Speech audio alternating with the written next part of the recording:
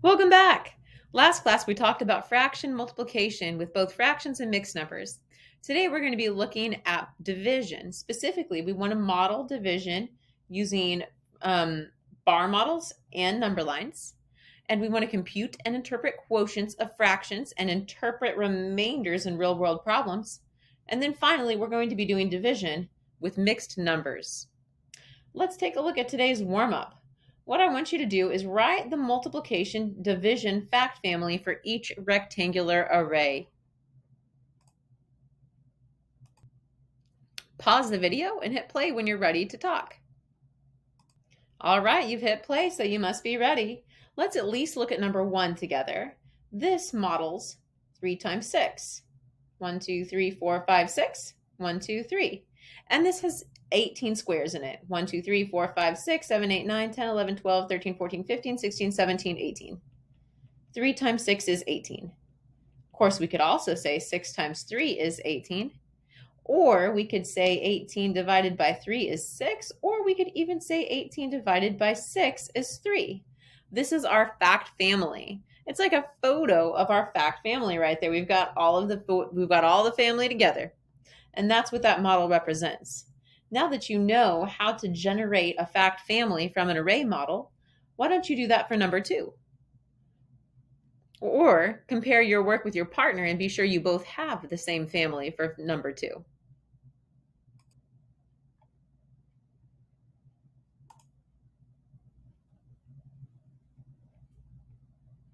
All right, 1, 2, 3, 4, 5, 6, 7 times 2.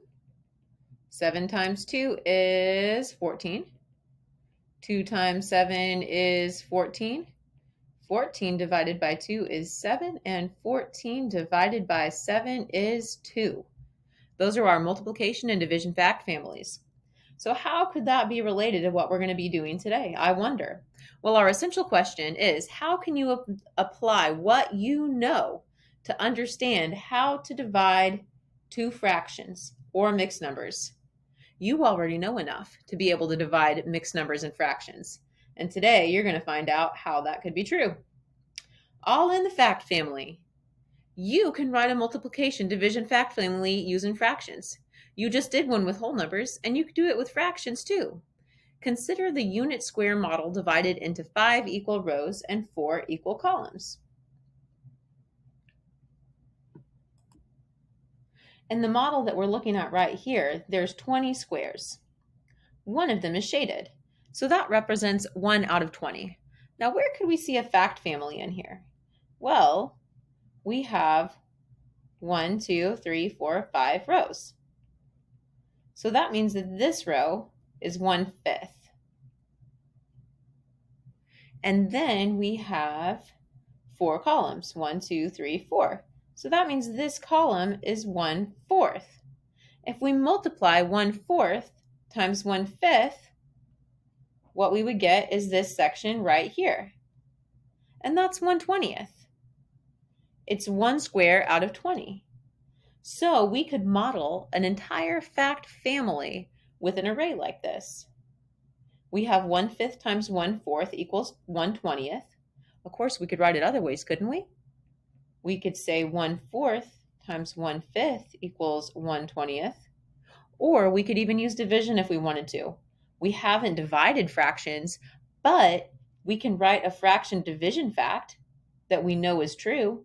We know 1/20 divided by 1/5 must be 1/4, since 1/20 is the product of 1/5 and 1/4. Similarly, we could write 1/20 divided by 1/4 equals 1/5. And we can generate all of that just by looking at one model.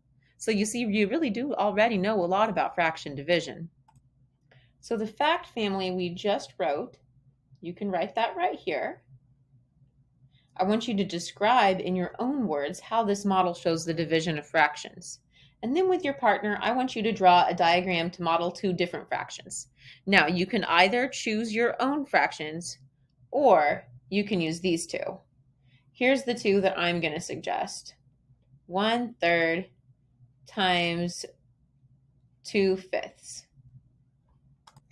And your model might start out something like that.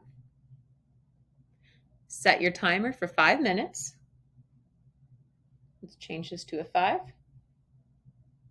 And I want you to work with your partner, create a model of either this fact, 1/3 times 2/5, or 2/5, or a combination of your choice, and then describe how does this model that we looked at together, or how does your model that you're creating right now show not just multiplication, but also division of fractions.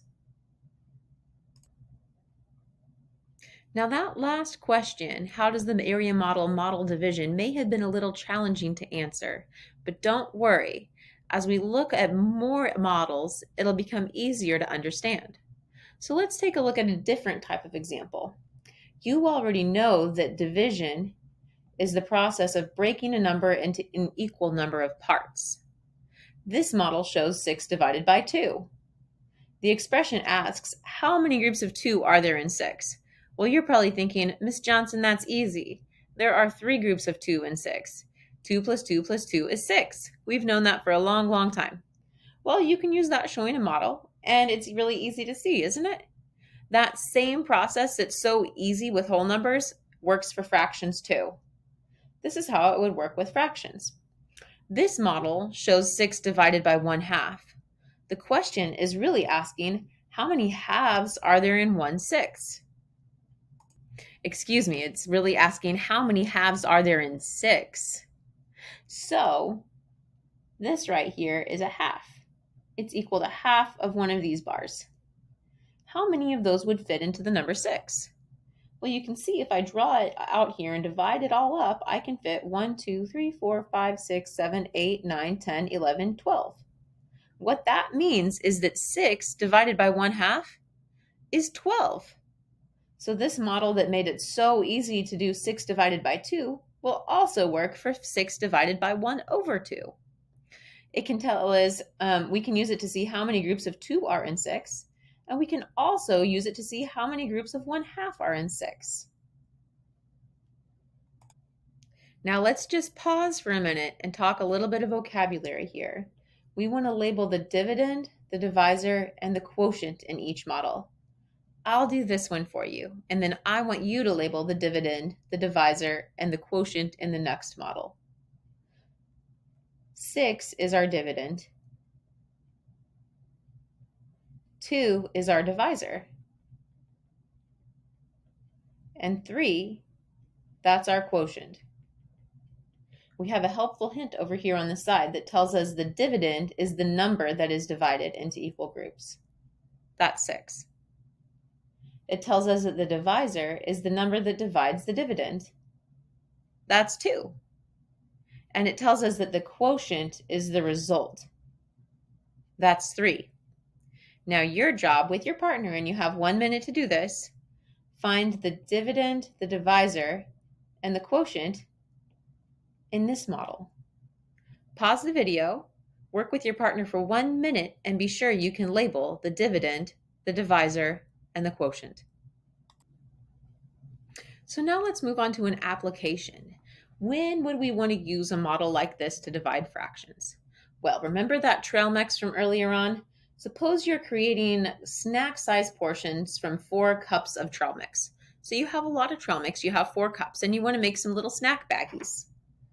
Determine the number of portions you can make if you use different size measuring scoops. Draw a diagram and write the appropriate number sentences.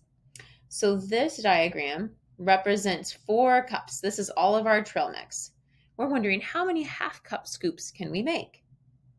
To do a half cup scoop, what you're going to do is divide these in half. Then count them up. How many half cup scoops can I make? 1, 2, 3, 4, 5, 6, 7, 8. It looks like that's 8. I can make 8 half cup servings. So that's how many little snack baggies I would have. I would have 8 of them if they were each having half of a cup of trail mix in them. Let's go one step further and write a fact, a division fact for this. What I would say is 4 divided by 1/2 is 8. I have a dividend of 4. I'm dividing it by a divisor of 1/2. That's my serving size. And then I get 8 servings. 8 is my quotient. what I want you to do is to draw a diagram and write a division fact to answer each of the questions here with B and C. You may work with a partner.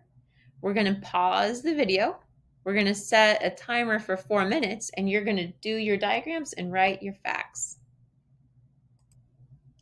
Excellent work. If you've hit play, you're ready to check your work. For part B, you would have 4 cups of trail mix divided into quarter cup servings, gives you 16 servings. 4 cups of trail mix for part C divided into 1/3 cup servings, gives you 12 servings. Now, there's a question on the sidebar here. How can you use what you know about multiplication, division, fact families to check your work? Well, we could just rewrite this using multiplication and see if it's still true that way, couldn't we? Is 8 times 1/2 equal to 4? Yes, it is, because half of 8 is 4. What about 16 times 1/4? Is 1/4 of 16 equal to 4? Yes, it is. So what if we said 12 times 1/3? Would that equal 4? Yes, 1/3 of 12 is equal to 4. So we can use our multiplication and division fact families to check our work. It's a great strategy. Now here's a question for you to think about. How did the number of portions change as the size of the measuring cup changed?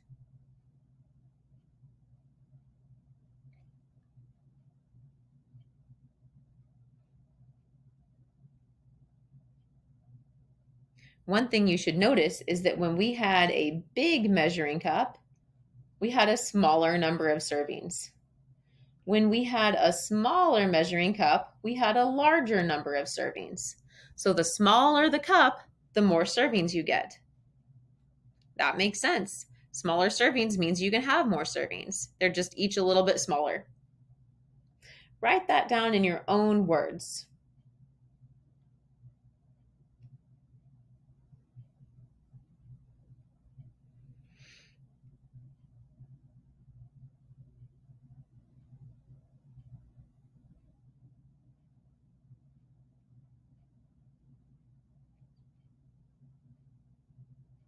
All right, now that you have answered part D in your own words, we're actually going to skip part E. You guys are doing such a great job that we are going to skip that one for today, and we're going to move on to our next activity.